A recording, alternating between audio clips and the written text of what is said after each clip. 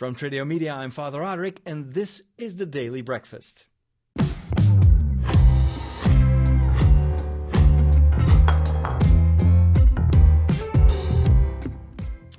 Welcome back to the Daily Breakfast, and today I want to talk to you about a very special encounter that I had in Amsterdam, of all places. I met Jesus. And I wasn't alone. I was with a whole group of people. So how did this come about? Well, I've been asked to create a series of videos for a web series that is showing some projects in the southeastern part of Amsterdam. Now, you know Amsterdam from the pictures, and they always show you the nice houses and the little bridges and the canals, and Amsterdam has a certain reputation, which is partially true, partially a little bit exaggerated. If you've ever seen Pulp Fiction, they talk about how weird Amsterdam is. Everybody uses drugs, and they put mayonnaise on their fries, and well, yeah, that's all part of any big city in a certain way. But Amsterdam has this reputation of being this total, I don't know, the place where God has left. And well, that is really exaggerated. In fact, I always say to people, Amsterdam is a place of worship. It is a place of pilgrimage, and it has been for many centuries. And people are like, "What? Really?" Yes, really. But anyway, Amsterdam is not just the center, the heart of Amsterdam that you know from the imagery, from the postcards, but Amsterdam is our capital. So it has these massive, bigger, newer areas where everything is, well, skyscrapers. We don't really have skyscrapers, but it is a lot of people that will live in very ugly apartment buildings. This was all built in the 60s and the 70s, where I think they just went overboard. They just tried to cram way too many people in these concrete buildings without thinking about what that would do to the social cohesion of that neighborhood. And so that southeastern part of Amsterdam always has had a very bad reputation. There's a lot of people with addictions. There's a lot of in the past wasn't very safe.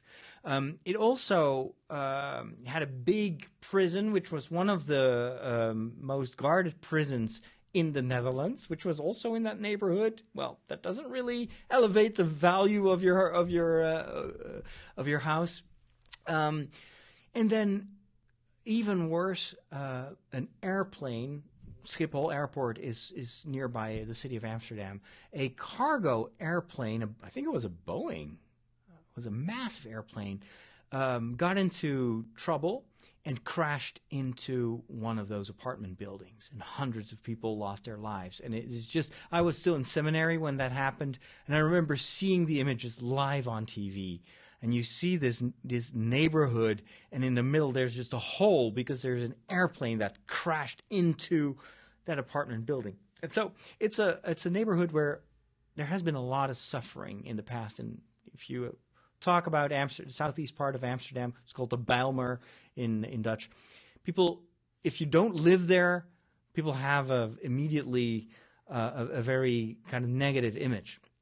The thing is, that neighborhood has changed tremendously, and there's been a huge effort, like in my neighborhood here in Amersfoort. This used to, when I came to live here, this had a very bad reputation. But the city has been investing here, has been tearing down certain buildings, building up new houses, making sure that there's a more mixed population. And now I was like, this is such a great neighborhood. Absolutely not a problem neighborhood. And the same is true for the Bijlmer in a certain way. There have been a lot of initiatives that have improved the quality of life there. However, it is still a neighborhood with a lot of problems. There are lots of people, because the housing there is much cheaper than in the rest of that area. You have a lot of migrants that live there, lots of people from the continent of Africa, lots of refugees. Once they are accepted and admitted into the country, that's where they start. And so they don't have much. They are poor, and so they often lack the basic necessities. they may also have a lot of social problems because of discrimination sometimes, but also, imagine that you are from, I don't know, Benin in Africa, or from Congo, and you fled here, you left everything behind. Your family it couldn't come with you, or are not allowed into the country, and you live in this tiny little flat, and there's nothing, and you don't know anyone, and then you have to deal with the Dutch. Even I have oftentimes trouble dealing with Dutch culture and Dutch mentality, let alone if you're from a totally different continent and nobody shares your lifestyle, and you've lost what helped you live a normal life. And then you've got the Dutch weather, where it's always cold and it's always raining. What I was asked to go and visit a number of initiatives in that part of the city of Amsterdam that are trying to help people there. And I've been amazed to go and to discover how much warmth there is in the surrounding these projects. I remember going to a building where they would receive people mostly from Africa, and they would help them to learn the language. They could also take a shower there, and there was a washing machine, and it was tiny. It was so tiny and cramped that it was very hard to film there. But what I loved about it was that it felt like this is a home. This is a living room for people that when they go home, they barely have furniture, I go to IKEA, and if I need a couch, I buy a couch. But those people cannot go to IKEA because they don't even have a car to go there. But so what struck me was how much the human aspect of the help that they provided and the logistics of helping people to get by in life kind of came together. And I interviewed a missionary priest from Benin, from Africa, who left his country, left his family to help his fellow Africans there in that neighborhood.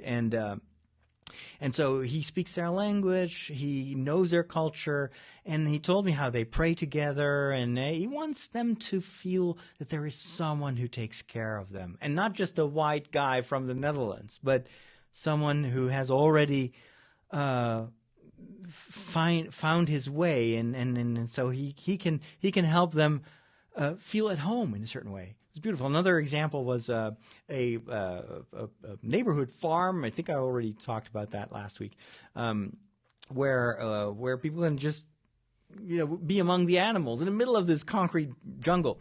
And then what I did just a few days ago, I visited an initiative for parents, African parents, that want some help in helping their children integrate more into the Dutch culture. And so we decided to go with an entire group of kids from various African countries to the recording sessions of the Passion, which is this big musical version of the story of the suffering of Christ, of the Passion of the Christ. And so I took the entire group. I expected 5 children to show up. Instead, we got like a group of 15 children. And this is all high security. This is a massive production. Millions of people will watch this on TV. They're already kind of pre-recording some of the songs. And so I managed to get these kids to interview Jesus, or the singer, the artist that plays Jesus this year. And those are all played, but all the roles of the apostles, etc., are played by famous people from the entertainment world. And you just seeing the joy of these kids, like all of a sudden, like, oh, we're surrounded by all these cameras and all these journalists, and we get to talk to that guy. I know that guy from that TV series, and he's a good singer. And they were interviewing, and you know what blew me away was the faith of these kids. So they had an interview with the Virgin Mary, the actress who plays the Virgin Mary. The first question of these kids was, do you go to church? And, well, this particular artist was like, yeah, I go to church. So what do you like most about church? And so they were having this religious conversation with the Virgin Mary, with this artist. And they asked the same questions to Jesus. And Jesus is played this year by an artist who is, sympathetic to the story, but he's certainly not someone who's religious.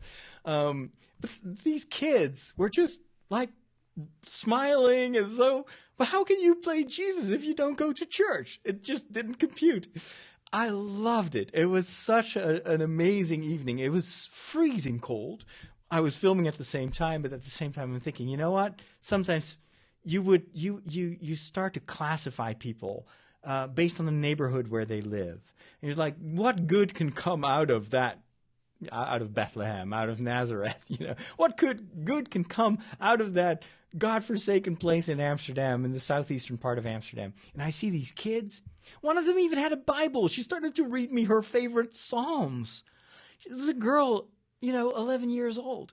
And I'm like, they're like, oh, this is the future of the church. These kids have faith in their heart, and they evangelize without even realizing that they do. It was an amazing experience. I hope to be able to show you a few of the images that I recorded there. But that's how I got to meet Jesus. All right, that's it for today's episode of the Daily Breakfast. I'll be back tomorrow, of course, and thank you for going over to Tridio.com to check out our other shows and previous episodes. And if you want to support me, want to help me do more of this, then consider becoming a patron over at patreon.com/Father Roderick. I'll talk to you tomorrow. Take care, and God bless.